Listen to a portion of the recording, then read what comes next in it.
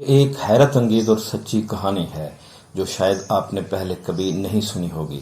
یہ کہانی ایک آسٹریائی اداکارہ ماری کولیکوفسکی کی ہے جس نے فلم قندیل ہاشم میں شکری سرحان کی محبوبہ کا کردار ادا کیا تھا جب وہ میڈیسن کی تعلیم حاصل کرنے جرمنی گیا تھا۔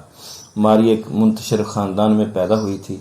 اس کا والد اپنی خواہشات کے پیچھے بھاگ رہا تھا اور اس کی ماں بھی کچھ مختلف نہیں تھی۔ السلام علیکم ورحمۃ اللہ وبرکاتہ۔ بسم اللہ الرحمن الرحیم۔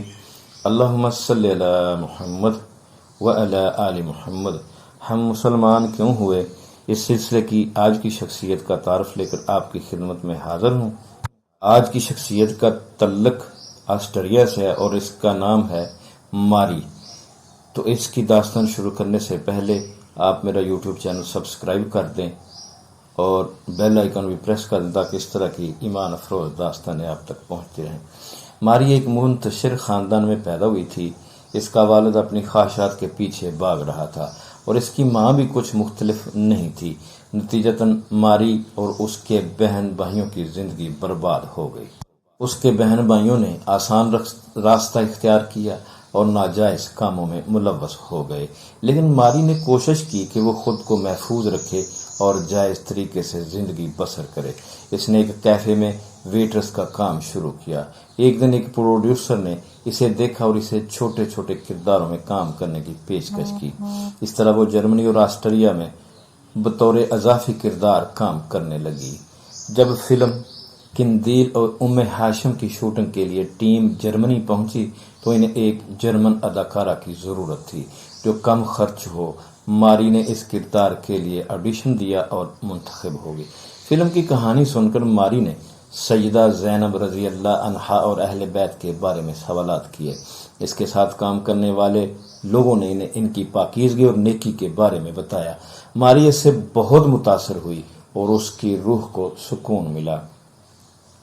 جب فلم کی شوٹنگ ختم ہوئی تو ماری نے اپنی باقی زندگی سیدہ زینب رضی اللہ عنہا کے قدموں میں گزارنے کا فیصلہ کیا۔ اس نے اپنی جمع پونجی سے مصر کا ٹکٹ خریدا اور قاہرہ پہنچ گئی۔ وہاں پہنچ کر اس نے سب سے پہلے سیدہ زینب رضی اللہ عنہا کے روضے کا رخ کیا۔ چونکہ وہ عربی نہیں جانتی تھی اس لیے مقامی لوگوں نے اس کی مدد کی اور اسے معروف اداکار عبدالوارث اسر کے پاس لے گئے جو فلم میں بھی شامل تھے۔ اداکار عبدالوارث اسر نے اسے دل سے خوش آمدید کہا اور جب ماری نے اپنے اسلام قبول کرنے کی خواہش ظاہر کی تو اسے دارالافتاء لے گئے جہاں مفتی مصر احمد عبدالعال بریدی نے اس کا اسلام قبول کیا اور اس کا نام زینب الحسین علی رکھا۔ اسلام قبول کرنے کے بعد زینب نے قرآن پاک کا جرمن ترجمہ پڑھنا شروع کیا اور روتی رہی۔ اس نے عبدالوارث اسر سے حج پر جانے کی خواہش ظاہر کی۔ عبدالوارث نے اس کے لیے حج کا انتظام کیا اور محمد توفیق اور ان کی اہلیہ کے ساتھ سفر کرنے کا بندوبست کیا۔ زینب نے حج کے مناسک سیکھنے میں اپنا وقت گزارا اور آخرکار حج کے لیے روانہ ہو گئی۔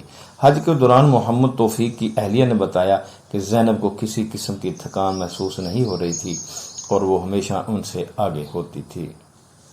بڑے جوش و خروش سے حج کر رہی تھی۔ حج کے بعد وہ مدینہ منورہ گئیں اور جب وہ روضہ رسول صلی اللہ علیہ وسلم پہنچیں تو زینب کا چہرہ چمکنے لگا۔ انہوں نے قرآن پاک کو اپنے سینے سے لگایا اور بلند آواز میں کلمہ شہادت پڑھا اور اسی لمحے وفات پا گئیں۔ زینب کو مدینہ میں جنت البقیع میں دفنایا گیا۔ اللہ تعالی ہمیں بھی ایسی ہی خوبصورت موت عطا فرمائے۔